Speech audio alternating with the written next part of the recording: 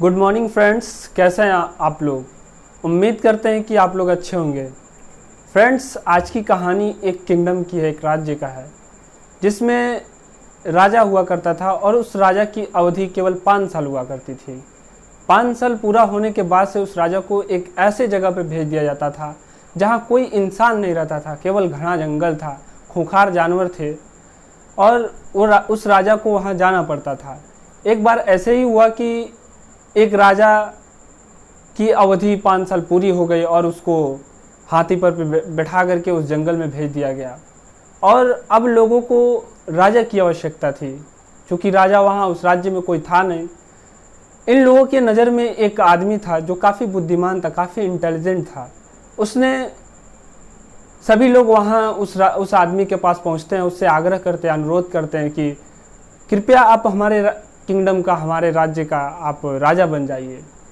वो आदमी को ये सब पता रहता है कि 5 साल के बाद से घने जंगल में जाना है, वहाँ मृत्यु तय है। इसलिए वो आदमी कहता है कि नहीं, हमको राजा नहीं बनना है। वो नकार देता है, राजा बनने से मना कर देता है। लेकिन फिर दूसरे दिन लोग पहुँचते हैं, फिर अनुरोध करते हैं, फिर वही बात कहते हैं। आखिर वो आदमी इस बात से अग्री हो जाता है, मान जाता है और इस बात से भी अग्री हो जाता है कि 5 साल के बाद से हमें उस जंगल में जाना पड़ेगा और उसको राजा बना दिया जाता है।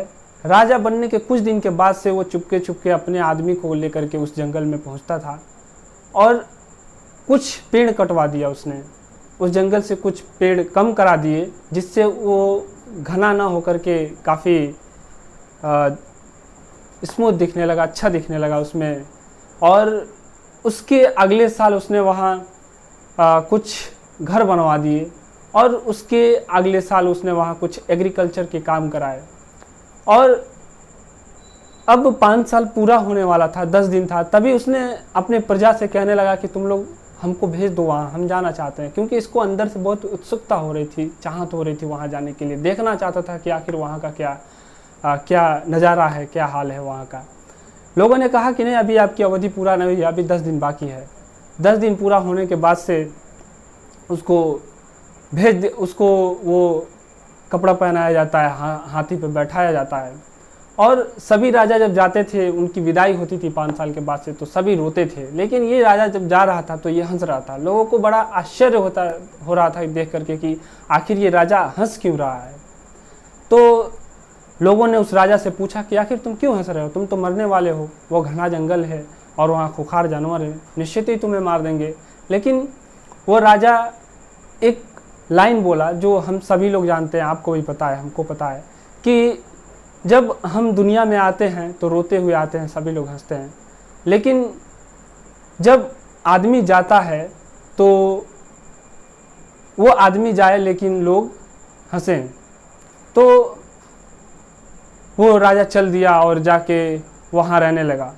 तो दोस्तों, ये कहानी हमें बताती है कि हम जो कर रहे हैं, क्या हम उस राजा की तरह कर रहे हैं? क्या हम ऐसे प्लानिंग बना रहे हैं जो हमारी लाइफ चल रही है? क्या हम ऐसे प्लान कर रहे हैं कि जो आगे की हमारी लाइफ जो है आने वाली है, हमारा जो भविष्य आने वाला है, क्या राजा की तरह से हमारी लाइफ जो आगे की सही रहेगी?